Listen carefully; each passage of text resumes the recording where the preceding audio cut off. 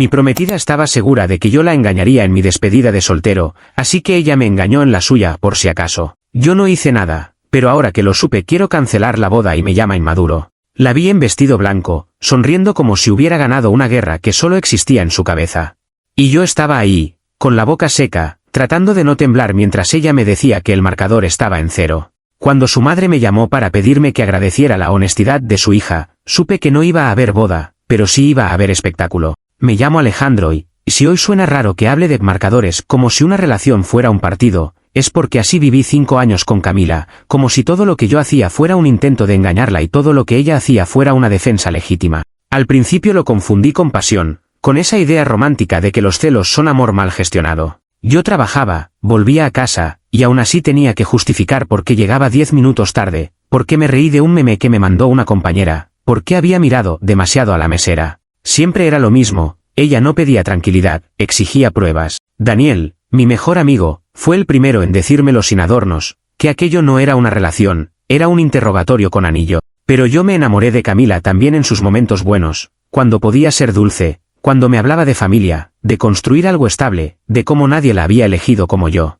Cada vez que explotaba, yo encontraba la forma de explicármelo, traumas, inseguridad, malas experiencias. Me repetía que, si yo era paciente, ella sanaría y todo sería diferente. Con el tiempo, mi paciencia se volvió costumbre y mi costumbre, una jaula con decoración bonita. La boda, en teoría, iba a ser el cierre perfecto, el símbolo de que todo ese esfuerzo valió la pena. Ella hablaba de flores, de fotos, de invitados, de detalles, y yo me enfocaba en lo práctico, contratos, pagos, reuniones, fechas. Noté que, mientras más se acercaba el día, más se volvía paranoica. No era nervios normal, era una vigilancia obsesiva. Me revisaba los bolsillos, me miraba las manos como buscando perfume ajeno, interpretaba mi silencio como culpa. Yo podía estar cansado por trabajo y para ella era señal de que andaba raro. Y entonces apareció el tema de mi despedida de soltero como si fuera una profecía inevitable. Camila empezó a hablar de eso con una seguridad que me asustó, como si el guión ya estuviera escrito y yo solo fuera el actor que todavía no se enteraba. Me dijo que los hombres siempre hacen algo en esas noches, que no era por desconfiar de mí, sino por conocer al mundo. Me soltó listas de historias ajenas, como si los errores de otros fueran evidencia de mi futuro. Yo le dije lo obvio, que mi plan era jugar póker, tomar cerveza y reírme con mis amigos, y que no necesitaba nada más. Ella me respondió que justamente eso decían todos. Daniel intentó bajarle el drama, incluso quiso invitarla a que conociera a algunos de los amigos que iban a estar, para que se quedara tranquila. Camila no aceptó, porque su tranquilidad no venía de entender, venía de controlar. A veces me pedía que le prometiera cosas absurdas, como jurar por mi madre que no habría mujeres alrededor. Yo prometía y prometía hasta que me di cuenta de que cada promesa era una cuerda más amarrada a mí. Pero seguí, porque yo todavía quería creer que, después de la boda, todo se calmaría. La noche de mi despedida fue exactamente lo que dije que sería. Un departamento prestado, una mesa con cartas, botanas, música baja, y ese ambiente de amigos que te dicen tonterías para que te rías. Bebimos cerveza, jugamos, hablamos de la vida, de cómo cambian las cosas, de lo raro que es despedirte de una etapa. Yo me sentí tranquilo por primera vez en semanas, como si el ruido en mi cabeza bajara el volumen. Incluso me reí pensando que, cuando volviera, Camila se iba a sorprender de lo normal que fue todo. Me dormí con esa paz tonta de alguien que cree que la honestidad siempre gana. Cuando volví al día siguiente, Camila me recibió con una cara que no encajaba con el guión que yo esperaba. No estaba en modo detective, estaba en modo triunfo, como si acabara de comprobar una teoría. Me preguntó cómo me había ido con una sonrisa extraña, una sonrisa que no era cariño, era superioridad. Yo le conté, sin drama, que había sido tranquilo, que jugamos póker, que nos reímos, que me acosté temprano. Lo dije con ese orgullo simple de quien hizo lo correcto aun cuando nadie lo estaba mirando. Y entonces vi cómo se le movió algo en la cara, como si mi verdad le arruinara un plan. Fue ahí cuando soltó la bomba como quien suelta un chiste. Me dijo que, como ella estaba tan segura de que yo iba a engañarla, en su despedida de soltera se acostó con un stripper por si acaso. Lo dijo como si fuera una póliza de seguro, como si lo sensato fuera cometer una traición anticipada para evitar sentirse tonta después. Yo me quedé parado, sintiendo que el aire se espesaba, y mi cerebro tardó en traducir lo que acababa de escuchar. No era que me hubiera sido infiel por impulso, era que lo había hecho por estrategia, por cálculo. Y lo más enfermizo era que se lo atribuía a mis supuestas acciones, aunque yo no había hecho nada. El golpe no fue solo la infidelidad, fue su lógica. Me explicó, con la calma de alguien que cree que tiene razón, que de esa manera el marcador estaba en 0. Que si yo hubiera hecho algo, ella ya no sería la única culpable, y si yo no había hecho nada, entonces estaba equilibrado porque ella ya había compensado el riesgo. Me hablaba de una relación como si fuera un juego de puntos, y yo entendí que, en su cabeza, yo nunca fui un compañero, fui un enemigo potencial. Yo sentí rabia, pero también una tristeza pesada, porque algo se rompió sin posibilidad de reparación. No era un error, era un sistema. Le dije que quería cancelar la boda, y fue como si yo fuera el loco.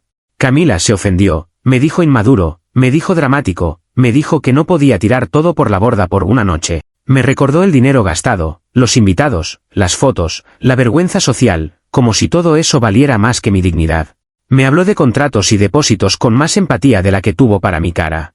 Y lo peor fue que, en un momento, me miró con esa seguridad de quien cree que el otro no se va a ir. Como si yo fuera una cosa, no una persona. Yo no quise discutir en ese instante, porque si abría la boca, iba a decir algo que no se olvida. Me fui a caminar para no explotar dentro del apartamento, y Daniel me escribió preguntando cómo estaba todo. Le contesté solo que hablábamos después, porque me daba vergüenza incluso ponerlo en palabras. Cuando regresé, Camila ya estaba en modo gestión de crisis, no en modo arrepentimiento. Me dijo que podíamos superarlo y que ella había sido honesta, como si confesar un crimen lo volviera menos crimen. Yo entendí que su concepto de amor era una negociación constante donde yo siempre tenía que ceder. La llamada de su madre fue el punto donde se me apagó la compasión. Me llamó con esa voz suave de gente que cree que está siendo razonable, y me dijo que los hombres hacen cosas peores, que debía agradecer que su hija fuera honesta, que no podía echar a perder la boda por una tontería. Me habló como si yo fuera un niño caprichoso y Camila una mujer generosa por no ocultarlo. Ahí me vi a mí mismo dentro de 5 años, justificando nuevas humillaciones, escuchando nuevas excusas, tragándome la vida para mantener apariencia.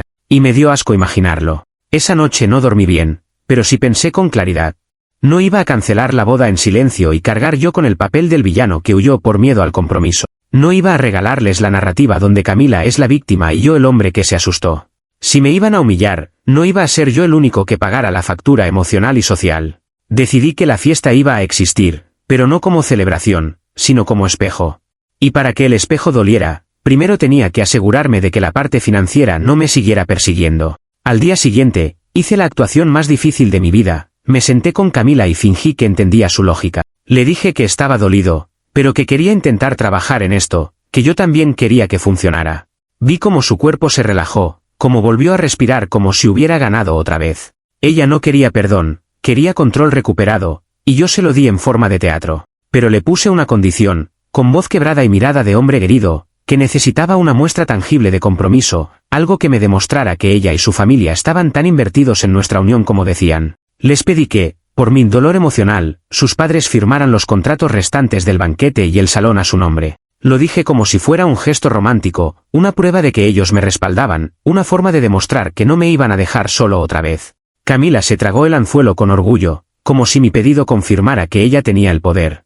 Y yo sonreí por dentro, porque mi plan no era destruir por destruir, era recuperar mi agencia. Si ellos querían convertir mi vida en un juego, entonces yo iba a jugar una sola vez, con final definitivo. Comentarios de la historia principal. Usuario Anónimo 1 dice, me estás diciendo que Camila se acostó con un stripper solo para tener coartada, y encima te suelta lo del marcador, como si fuera un partido? Eso no es inseguridad, es cálculo frío. Y que su mamá te llame para decirte que agradezcas, hermano, ahí ya era secta familiar. Respuesta de OP, eso fue lo que me hizo clic, no el acto en sí solamente, sino la naturalidad con la que lo justificaron. Yo podía soportar una discusión, incluso un error con arrepentimiento real, pero esto era una lógica torcida sostenida por todos. Si yo me quedaba, aceptaba que mi dignidad valía menos que sus apariencias, y yo no iba a vivir así. Usuario Anónimo 2 dice, 5 años aguantando revisiones de teléfono y promesas absurdas para que la señora no explote, y todavía te llama inmaduro cuando te quieres ir. Lo inmaduro era seguir dándole explicaciones a una persona que te veía como sospechoso permanente. Ojalá no te tiemble la mano con esa condición de los contratos. Respuesta de OP, no me enorgullece tener que pensar en contratos mientras se me cae el corazón, pero aprendí que con gente así, si te vas, en limpio, te ensucian igual. Yo no quería venganza por capricho, quería que por una vez las consecuencias no las cargara solo yo. Si iban a jugar a la narrativa, yo iba a asegurar el tablero antes de mover la pieza final. Actualización 1. Ha pasado un mes desde la última actualización. Si esto fuera una historia bonita, este sería el mes donde yo diría que conversamos, que sanamos, que construimos confianza, y que el amor ganó.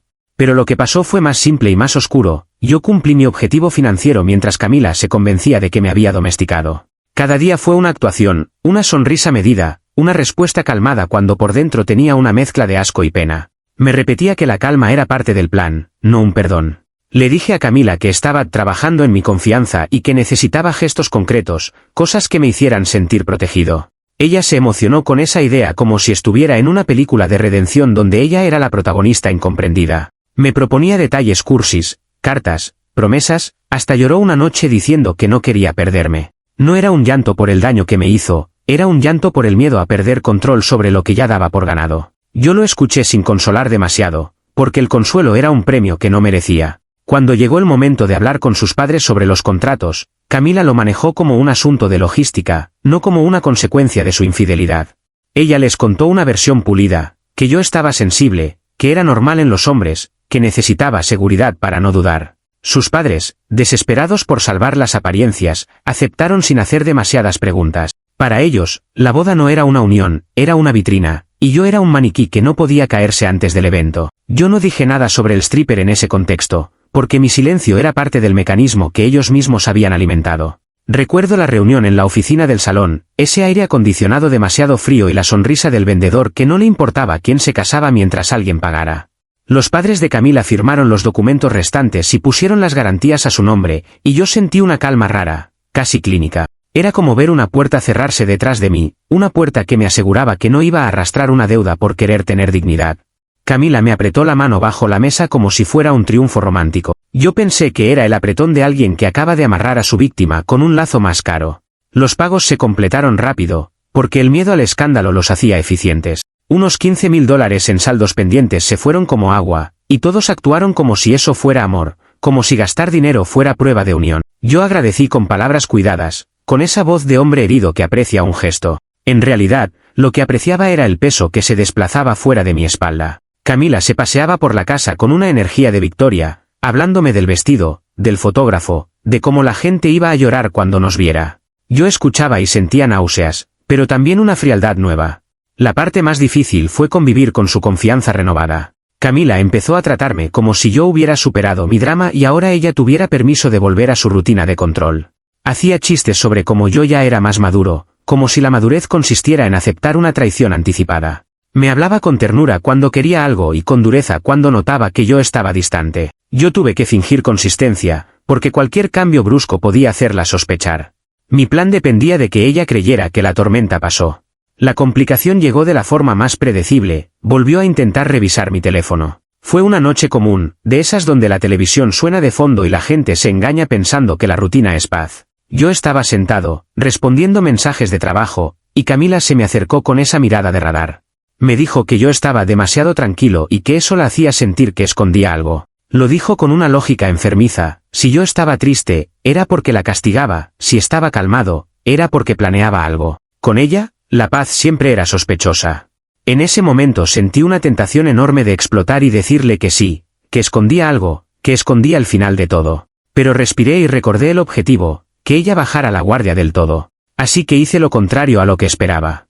Le entregué el móvil desbloqueado con una sonrisa triste, como si yo fuera el que debía demostrar pureza después de haber sido traicionado. Le dije que podía mirar lo que quisiera, que yo solo quería que se sintiera segura. Sentí que me tragaba una humillación más, pero esta vez con propósito. Camila tomó el teléfono con una ansiedad casi automática y empezó a revisar, pero algo cambió a mitad del proceso. Noté como su expresión se ablandó, como si por primera vez en meses se viera a sí misma desde afuera. No encontró nada, porque no había nada, y eso la golpeó más fuerte que cualquier pelea. Me devolvió el móvil sin mirarme y se quedó callada un rato largo. Fue la primera vez que vi culpa real en sus ojos, no por el stripper, sino por haberse vuelto una caricatura de control. Y esa culpa, paradójicamente, fue lo que la hizo bajar la guardia por completo. Ese fue el punto donde su soberbia se convirtió en confianza ciega.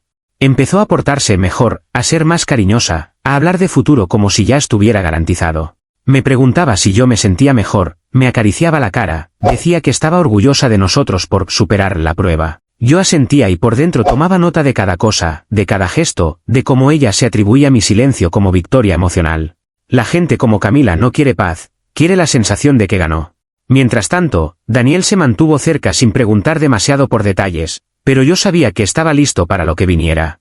Él había visto mi cara el día que me enteré, y con eso le bastó.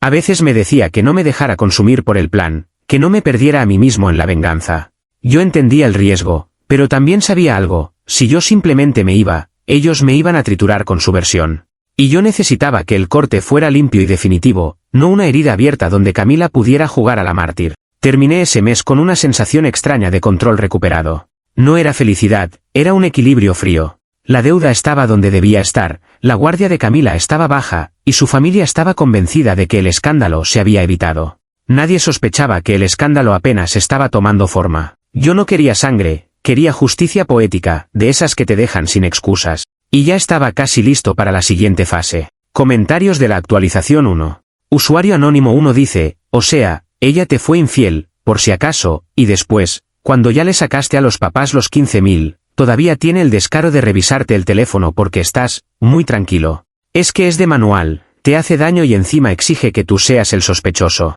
Me da rabia solo leerlo. Respuesta de OP: a mí también me dio rabia, pero esa rabia fue gasolina útil. Si yo reaccionaba como antes, entrábamos en el ciclo de siempre y ella se alimentaba de eso. Lo que hice fue mostrarle exactamente lo que ella decía querer: transparencia total. Y cuando no encontró nada, se le cayó el personaje un segundo. Ese segundo era lo que yo necesitaba. Usuario anónimo 2 dice: lo más enfermo es que ella solo sintió culpa cuando se vio fea revisándote, no cuando se acostó con el stripper. Ahí se nota cuál es su brújula moral, la apariencia. Y los papás firmando como si fuera un trámite: ya entiendo por qué salió así. Respuesta de OP: exacto. La culpa no le salió por el daño, le salió por la imagen. Y en esa familia la imagen lo es todo, por eso corrieron a pagar y firmar para salvar la boda. Yo no estoy orgulloso de tener que jugar este ajedrez, pero si no lo juego yo, lo juegan ellos conmigo. Y esta vez no iba a perder. Actualización 2. Ha pasado 2 días desde la última actualización. Yo ya tenía el tablero armado, pero esos 2 días se sintieron como caminar con una copa llena hasta el borde. Cualquier temblor, cualquier palabra fuera de lugar, y todo se derrama. Camila estaba en su versión más cariñosa y más peligrosa, porque cuando se siente segura se vuelve confiada, y cuando se vuelve confiada empieza a hablar de más. A mí me convenía que se sintiera así, porque mi objetivo en esta fase era reunir a la audiencia perfecta sin que nadie sospechara que venía una bomba. La cena de ensayo iba a ser el escenario, con ambas familias y los amigos cercanos, en un lugar donde todos venían a celebrar, no a pelear. Camila estaba tan tranquila que hasta bromeaba con que mi inmadurez la había enamorado otra vez. Yo escuchaba esas palabras y por dentro me ardía la garganta, pero me obligué a sostener el personaje del hombre que lucha por sanar. Le dije que quería hacer algo especial en la cena, algo que cerrara heridas, algo que nos recordara por qué llegamos hasta aquí. Ella se derritió con esa idea, porque a Camila le fascina la estética de lo romántico, la foto, el simbolismo, aunque por debajo no haya verdad. Me dio permiso para organizar una sorpresa y se puso a decirle a todo el mundo que yo era un hombre increíble por esforzarme tanto. Daniel fue mi ancla en esos días. No me presionó con preguntas ni me empujó a acelerar, solo se aseguró de que yo no me quebrara antes de tiempo. Me ayudó con lo práctico sin convertirlo en un tutorial, como debe ser, revisando que los detalles del evento siguieran su curso normal para que mi intervención no pareciera una intervención. La clave era que nadie sintiera que yo estaba preparando una trampa, sino un gesto de amor. Y cuando la gente baja defensas por emoción, la verdad entra más duro. El vídeo de nuestra historia fue la excusa perfecta. Nadie sospecha de un montaje romántico en una cena de ensayo, porque es el tipo de cosas que la gente espera, lo que aplauden, lo que hace llorar a las tías. Yo me encerré en la computadora y armé un archivo que, en apariencia, era una recopilación de fotos y momentos. Incluso elegí una música suave al inicio para que el golpe contrastara más, para que el cambio fuera como un portazo. A ratos me daban ganas de tirar todo y solo irme, pero recordaba la llamada de su madre y la palabra agradece, y se me volvía a endurecer el estómago. La complicación apareció antes de lo previsto, porque el padre de Camila decidió adueñarse del clima emocional. Apenas llegamos al restaurante, él empezó a comportarse como si estuviera dirigiendo una ceremonia, saludando a todos con esa sonrisa tensa de quien tiene miedo al rumor. Yo noté que me miraba demasiado, como midiendo si yo era un riesgo, como si sospechara que mi tranquilidad era una amenaza. Camila, en cambio, estaba radiante, agarrada de mi brazo, presumiendo que todo estaba perfecto. Ese contraste me dio una claridad brutal. Ella no había entendido nada, solo había aprendido que podía manipular el resultado. Cuando nos sentamos, el padre de Camila levantó la copa para dar un discurso previo, sin que nadie se lo pidiera. Empezó a hablar de familia, de sacrificio, de cómo el perdón sostiene matrimonios, y mientras decía esas palabras me miraba fijo, como un mensaje directo: no arruines esto. Yo sentí que se me revolvía el estómago, porque entendí que él no estaba hablando de amor, estaba hablando de control de daños. Quería instalar la idea de que, pase lo que pase, el deber es perdonar para mantener la estructura. Me dieron ganas de pararme y salir, de no darles ni el honor de mi reacción. Pero ahí fue donde me adapté, porque yo no podía dejar que él me robara el momento. Lo interrumpí con cortesía, con una sonrisa controlada, como quien no quiere ser grosero pero sí quiere dirigir el ritmo. Le dije que guardara esas palabras, que lo mejor estaba por venir, que lo que íbamos a ver definiría nuestro amor más que cualquier discurso. Lo dije con calma, y vi cómo a él se le tensó la mandíbula, porque no esperaba que yo tomara el timón. La mesa se rió nerviosa, algunos pensaron que era una broma, y Camila me miró con ojos brillantes, enamorada de la idea de que yo estaba preparando algo bonito. Ese fue el momento más surrealista, verla emocionada por su propia caída sin saberlo. Ella apretó mi mano y me dijo bajito que estaba orgullosa de mí, que esto era lo que quería, que yo había demostrado que era un hombre de verdad. Yo asentí, porque mi silencio era parte del teatro, pero por dentro sentí una pena fría, no por ella, sino por mí mismo por haber permitido que todo se deformara hasta esto. Aún así, yo ya no estaba ahí para rescatarla de su propia lógica. Ella había elegido una relación basada en sospecha y marcador, y yo solo estaba cerrando la cuenta. Cuando llegó el momento del vídeo, apagué las conversaciones con una excusa suave, diciendo que quería mostrar algo antes del brindis. El personal del lugar bajó un poco las luces y la pantalla se encendió. Camila se acomodó el cabello, como si estuviera lista para verse bonita frente a todos. Sus amigas se pusieron a grabar con el celular, anticipando lágrimas y aplausos. La madre de Camila sonreía con esa seguridad de quien cree que ya ganó la batalla social. El vídeo empezó con fotos normales, nosotros en un viaje, una cena, una fecha especial, cosas que cualquiera podría aplaudir. Yo lo hice así a propósito, para que nadie pudiera decir que era un ataque sin contexto, para que el contraste se sintiera como un derrumbe. Algunas personas dijeron ¡ay, qué lindo!, y Camila me miraba como si yo le estuviera regalando el cierre perfecto de su cuento. Yo respiré lento, porque sabía que en segundos todo iba a cambiar, y la adrenalina me golpeaba como un tambor en el pecho. Y entonces, sin música romántica, sin transición suave, la pantalla cambió. Aparecieron capturas del chat de grupo de sus amigas, con su nombre, con sus palabras, con esa crudeza que no se puede suavizar. La frase estaba ahí, directa, calculada, diciendo que se iba a acostar con el stripper por si yo hacía algo, que así ganaba de todas formas, y que si yo me enteraba, me manipularía. No había interpretación posible, no era un malentendido, no era una noche loca, era un plan. Vi como varias caras se congelaron, como el aire se volvió pesado, como la gente dejó de respirar al mismo tiempo. Camila tardó un segundo en entender, y ese segundo fue eterno. Primero se quedó sonriendo, creyendo que era parte del montaje, y luego su sonrisa se quebró como vidrio. Buscó mi cara como buscando una salida, una explicación, una forma de convertirlo en otra cosa. Sus amigas dejaron de grabar, algunas bajaron el celular con una vergüenza automática. El padre de Camila se quedó inmóvil, y su madre abrió la boca como si fuera a hablar, pero no le salió nada. Yo me levanté despacio, no por dramatismo, sino porque necesitaba que mi voz sonara limpia. Les dije que la boda se cancelaba. No lo grité, no lo anuncié como venganza explosiva, lo dije como una sentencia que ya estaba escrita desde el momento en que ella decidió nivelar un marcador imaginario. Miré a sus padres y les recordé, sin insultos, que como ellos firmaron los contratos, la fiesta del día siguiente era suya, que disfrutaran el banquete, que aprovecharan el salón, que invitaran a quien quisieran, porque ya no era mi problema. Sentí una calma brutal al decirlo, como si mi cuerpo por fin entendiera que podía soltar. Camila intentó levantarse y venir hacia mí, pero se enredó con su propio vestido y tropezó, y esa imagen, por cruel que suene, fue el resumen perfecto de su historia, ella misma cayéndose por la teatralidad que eligió. Nadie se rió, porque no era una caída cómica, era una caída social, moral, familiar. Daniel apareció a mi lado en silencio, no para pelear, sino para acompañarme a salir como habíamos planeado. Yo no me quedé a discutir, porque discutir era darle escenario para volver a manipular. Mi salida fue el cierre. Comentarios de la actualización 2. Usuario anónimo 1 dice, la parte del papá dando discurso de perdón mirándote fijo me dio escalofríos, porque eso no era consejo, era amenaza elegante. Y luego Camila ahí, enamorada, creyendo que el vídeo era para hacerla ver bien, hasta que salen sus capturas diciendo que te iba a manipular. Eso no se arregla con flores, se arregla con distancia. Respuesta de OP, exacto, él no quería sanar nada, quería blindar el espectáculo. Y cuando vi esas miradas, entendí que el plan no era solo de Camila, era familiar, sostener la apariencia aunque yo me pudriera por dentro. Por eso lo hice ahí, frente a todos, para que no pudieran torcer la historia después. Si me iba en privado, me convertían en el villano de todas formas. Usuario Anónimo 2 dice, te aplaudo que no te pusiste a gritar ni a suplicar explicaciones, porque eso es lo que ella quería, convertirlo en drama para voltearte la culpa.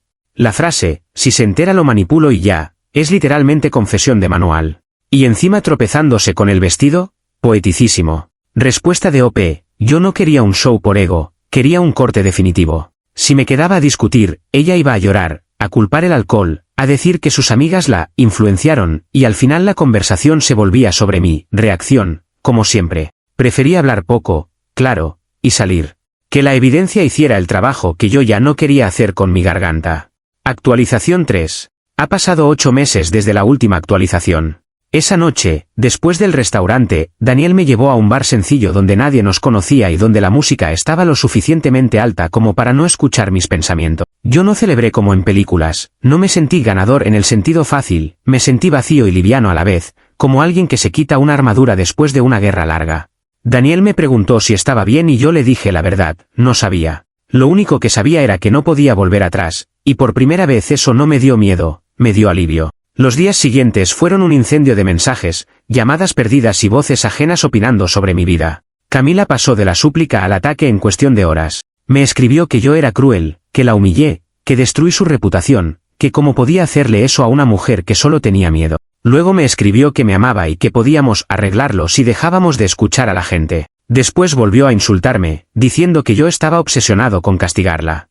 Era el mismo patrón de siempre, solo que ahora ya no tenía un anillo para sujetarme. Su familia intentó controlar daños como si fuera un asunto de imagen pública, porque eso era lo único que entendían. El padre me llamó una vez con tono de negociación, no de disculpa, diciendo que podíamos hablar como hombres para encontrar una solución. Yo no respondí, porque ya había hablado durante 5 años sin que nadie escuchara. La madre, en cambio, me mandó un audio largo donde decía que yo era ingrato por exponer a Camila, que yo debía haberlo manejado en privado para no lastimar a su hija. Me sorprendió que su idea de dolor nunca incluyera el mío. Lo más irónico fue ver cómo el círculo social reaccionó cuando la evidencia ya estaba en la mesa.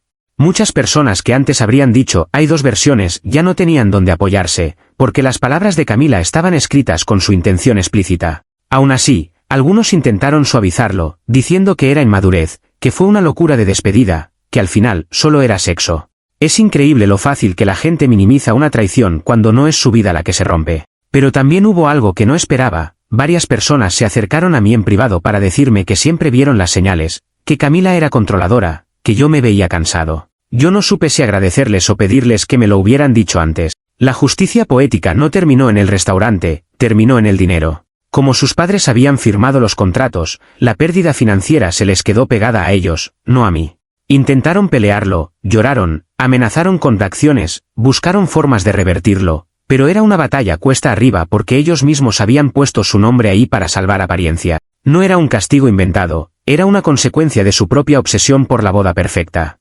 Y lo que más me impactó fue ver cómo la familia empezó a fracturarse, porque cuando la máscara se cae, los dedos señalan. Camila, que siempre creyó que controlaba la narrativa, se encontró con algo que no podía controlar, la etiqueta social. No hablo de un chisme pasajero, hablo de ese título que se te queda pegado cuando la evidencia es demasiado explícita. La gente empezó a referirse a ella como la novia paranoica e infiel, la que se adelantó a traicionar para poder culpar después. Para alguien como ella, que vivía de la apariencia, eso era un golpe más fuerte que perderme a mí. Y por primera vez, vi que su sufrimiento no era por amor, era por imagen. Hubo un momento específico donde entendí que mi salida había sido la única opción. Un conocido me contó que Camila seguía diciendo que yo la provoqué, que mi tranquilidad la volvió loca, que yo la empujé a hacer lo que hizo. Esa frase me hizo reír sin ganas, porque era exactamente su sistema, si ella hace algo, alguien más lo causó.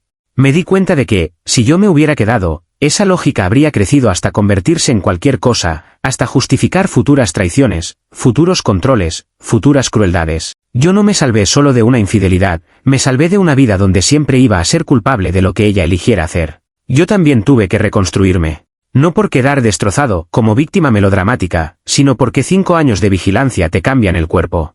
Me costó semanas dejar de sentir que debía explicar mi ubicación, mis horarios, mis silencios. Me costó mirar el teléfono sin pensar que alguien iba a revisarlo. Empecé a notar lo cansado que estaba, lo poco que me había escuchado a mí mismo. Daniel insistió en que recuperara rutinas, que volviera a hacer cosas sin pedir permiso, y poco a poco la vida empezó a sentirse mía otra vez. La libertad no llegó como euforia, llegó como respiración. La parte más dura fue aceptar que yo también me había mentido. Yo decía que aguantaba por amor, pero en realidad también aguantaba por miedo, miedo a empezar de nuevo, miedo a quedar como el que no pudo, miedo al que dirán. Esa noche en el restaurante rompió el que dirán de golpe y me obligó a elegir. Y aunque el precio emocional fue alto, el precio de quedarme habría sido más caro, solo que pagado en cuotas invisibles. La diferencia es que ahora, al menos, yo elegí. Con el tiempo, Camila dejó de buscarme con intensidad, porque su atención se movió a sobrevivir el incendio que ella misma encendió. Sus padres se metieron en una batalla para recuperar dinero y limpiar nombre, pero la realidad es terca: cuando firmas, firmas, y cuando te aferras a la apariencia te cobra. Yo no sé cómo terminó cada discusión legal o cada intento de recuperar algo, porque dejé de mirar. Y ese fue mi jaque mate real, no solo exponer, sino salir de su sistema de control y no volver a entrar. Hoy mi cuenta bancaria está intacta, sí, pero lo más importante es que mi cabeza también está más intacta. Aprendí a desconfiar de quien llama inmadurez a un límite sano. Aprendí que el amor no es vigilancia, que la lealtad no se prueba como examen sorpresa, y que el perdón no es un deber para proteger una fiesta. No tengo ganas de venganza ya, tengo ganas de paz.